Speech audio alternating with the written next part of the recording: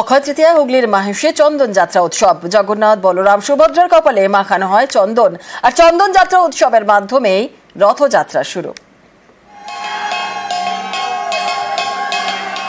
জগন্নাথের কপালে মাখানো হচ্ছে চন্দন। অনুষ্ঠানের নাম চন্দন যাত্রা।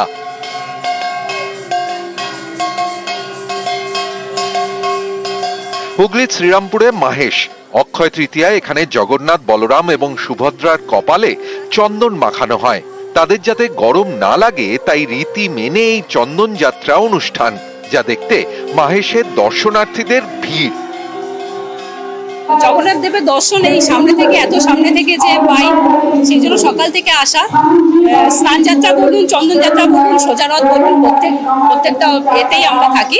মাহেশের ঐতিহ্য একটা অন্যরকম, কারণ পুরীতে যেমন প্রত্যেক বছর নবে কলেবরে ওনাদের মূর্তি চেঞ্জ করা হয়, কিন্তু মাহেশে এখানে মূর্তি চেঞ্জ করা হয় না। সেই 629 বছরের সেই মূর্তি একইভাবে বিরাজমান। তো এই চন্দন যাত্রার দিন আমাদের খুব ভালো লাগে। 21 দিন ধরে চলবে চন্দন যাত্রা উৎসব। এর 42 দিন পর গর্ভগৃহ থেকে 3 বিগ্রহকে বের করা হয়। জগন্নাথ দেবের স্থানপিরির মাঠে স্নান মঞ্চে নিয়ে যাওয়া হয়। নিয়ম মেনে 11 জুন 28 ঘড়া গঙ্গা জল এবং 2 মণ মধু দিয়ে জগন্নাথ, বলরাম এবং সুভদ্রাকে স্নান করানো হয়। এরপর রথে চেপে মাসির বাড়ি রওনা। আজ খুব শুভ দিন এবং আজকের দিনেই আমাদের মহাপ্রভু চন্দন যাত্রা উৎসব উদযাপিত হলো। 629 বছরের সেই স্বপ্নাদৃষ্ট দারুমূর্তি জগন্নাথ দেবের মূর্তির ওপর আমরা থোকা থোকা চন্দন লেপন করলাম। সারা পৃথিবীর মধ্যে অন্যতম প্রাচীনতম জগন্নাথ দেবের মূর্তি, এটি মাহেশে একমাত্র জল করছে বিদ্যমান। মাহেশে চন্দন যাত্রা উৎসব। বুধবার দিনভর খোলা মন্দিরের গর্ভগৃহ। সারাদিন চলবে হোম যজ্ঞ। এদিন ভোগ হিসেবে দেওয়া হয় খিচুড়ি, অন্ন, অড়হর ডাল, শাকের তরকারি, ফ্রাইড রাইস, ছানার তরকারি, ধোকা, চাটনি, পায়েস, মালপোয়া। নিউজ 18 বাংলা। মুখ্যমন্ত্রীর পাশে দিলীপ ঘোষ। দীঘায় জগন্নাথ ধামে সস্ত্রীক দিলীপ। মন্দির উদ্বোধনের দিনই দীঘায় দিলীপ। জগন্নাথ দর্শনের পর মমতার পাশে দিলীপ। বেশ কিছুক্ষণ কথা হয় দুজনের।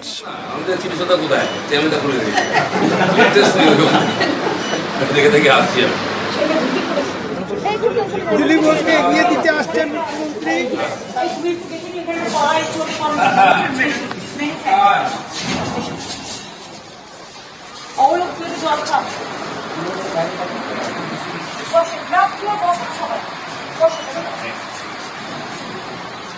আপনি কখন এসছেন? আর আমি 3 দিন ধরে বসে আছি। আমি তো আমার পাঁচটা বিশেষ কাজ করছি। আপনার কাছে আছেন? ভগবানের কাছে আছি। বাপরে, এই ঝামেলা কার্পেট তুলে পরিষ্কার। দিলীপের দীঘা যাত্রায় আপত্তি সুকান্তর। দীঘায় জগন্নাথ ধামে দিলীপ ঘোষ দল সমর্থন করে না বলে মন্তব্য বিজেপি রাজ্য সভাপতি সুকান্ত মজুমদারের।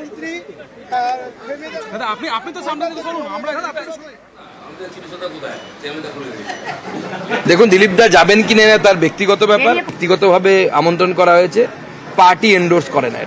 আমরা পার্টি থেকে সিদ্ধান্ত নিয়েছি আমরা যাব না, উদ্বোধনী অনুষ্ঠানে যাব। আরো এক ধাপ এগিয়ে দিলীপকে তীব্র কটাক্ষ বিজেপি সাংসদ সৌমিত্র খাঁর। দিলীপ ঘোষের গতকাল দীঘায় যাওয়া নিয়ে আরো এক ধাপ এগিয়ে দিলীপ ঘোষকে কটাক্ষ করলেন বিজেপি সাংসদ সৌমিত্র খাঁ।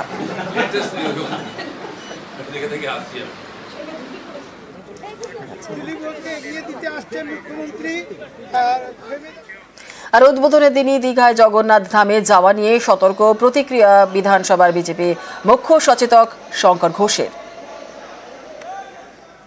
কে কোথায় যাবেন সেটা তাদের ব্যক্তিগত ব্যাপার। অন্তত আমি ব্যক্তিগতভাবে এই ধরনের অনুষ্ঠানে আমাকে আমন্ত্রণ জানালে পা দিতাম না। যদিও দিলীপ আছেন দিলীপেই, ভগবানের কাছে রাজনীতির ভেদ নেই জগন্নাথ ধামে বললেন দিলীপ ঘোষ। जिसको जैसा दृष्टि है वैसा देखेगा। हम तो भक्त हैं भगवान के पास आए। जात पात रंग राजनीति कोनो भेद भगवान के काছে নাই। अंतर्जामी जगन्नाथ তার কাছে এখানে সবাই সমান আর সবকিছু গেটের বাইরে রেখে আসা উচিত। আর উদ্বোধনের দিন দীঘায় জগন্নাথ ধামে দিলীপ ঘোষ। দিলীপকে ঘিরে বিভিন্ন মহলে জল্পনা। দিলীপকে নিয়ে ইঙ্গিতপূর্ণ মন্তব্য কুণাল ঘোষের। রাজনীতি একটা ধারাবাহিক প্রসেস। শিলান্যাসের সময় শুভেন্দু অধিকারী মমতাদির পাশে দাঁড়িয়ে নকশাটা উল্টে উল্টে দেখাচ্ছিলেন, তো তখন কি কেউ জানতেন যে তিনি আজকের দিনে উদ্বোধন বয়কট করে এরকম বিপরীতমুখী আচরণ করবেন? এটা তো একটা ধারাবাহিক প্রসেস।